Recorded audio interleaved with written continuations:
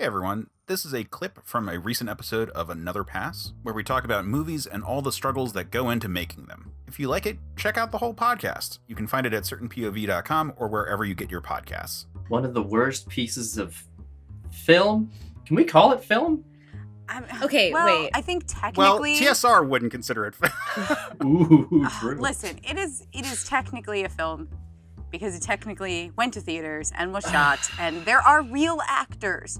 Like, honestly, like real Scar. actors. Scar Jeremy- is in this movie. Jeremy Irons is Jeremy in this Irons. movie. He's amazing. He's Outside of this. a for real actor, and he was in possibly a different movie than everyone else at the level of intensity that he was in this movie. Also at, true. which Yes. was giving. Like, I enjoyed it. Like, I was like, yes. Like, I wish that the rest of everyone else met him at the camp level he was doing, because then this film that was devoid of any joy would have had something in it.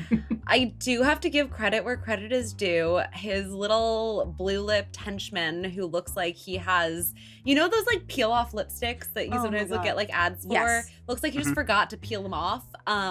He also is like really given the camp and like the like turns and stomps away and little like moody eyes. I gotta give him a little bit of credit. They as were well. definitely in the same movie. No one else was in the movie they were in. No one Like, else. at all. Although I will say, I really hated the lipstick choice because I felt like it was just lazy. Like, we're gonna make him look totally different. We're just gonna put blue lips on him, and that's it.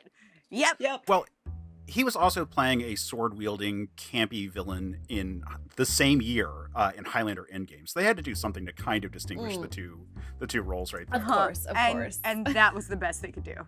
I'm just saying, there's just effort. Effort is not the name of the game of this film. I don't know about that, because that was my assumption after I saw this movie. Full disclosure for everyone, we selected to talk about this movie with none of us having seen it, just knowing that we wanted to talk about a Dungeons & Dragons movie, hopefully for it to align roughly with the release of the next Dungeons & Dragons movie, Honor Among Thieves. And all of our reactions when we watched it was just, oh no, Mhm. oh. And that was basically the text that we each sent around to each other. So, Like, please make it stop.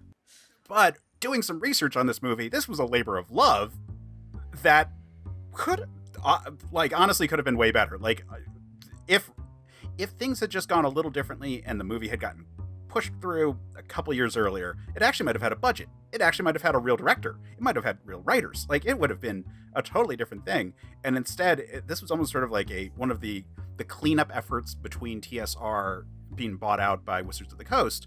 And it was just sort of like, oh, well, fuck, we have to do this, don't we? Fuck, okay. Like, kind of movie. And as a result, it is not good. Shit.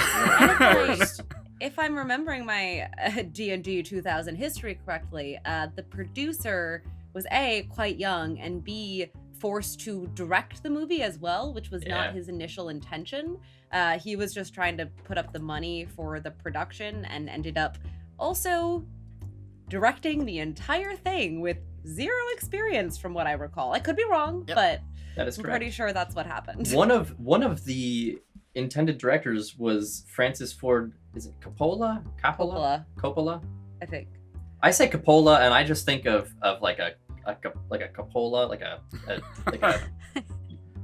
on like a tank or something. You could like open it. I think of Capricola. Is that what it is? The meat? Capricola. Okay. Oh, there you go. But I mean, that's the guy that directed like The Godfather. Yeah. Yeah, like Apocalypse Now. Jack.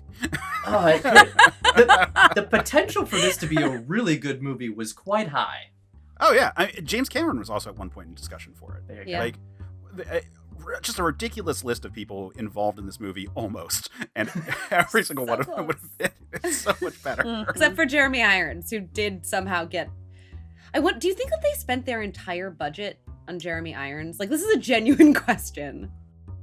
Remember, if you like that clip, check out the podcast. You can find it at certainpov.com or wherever you get your podcasts.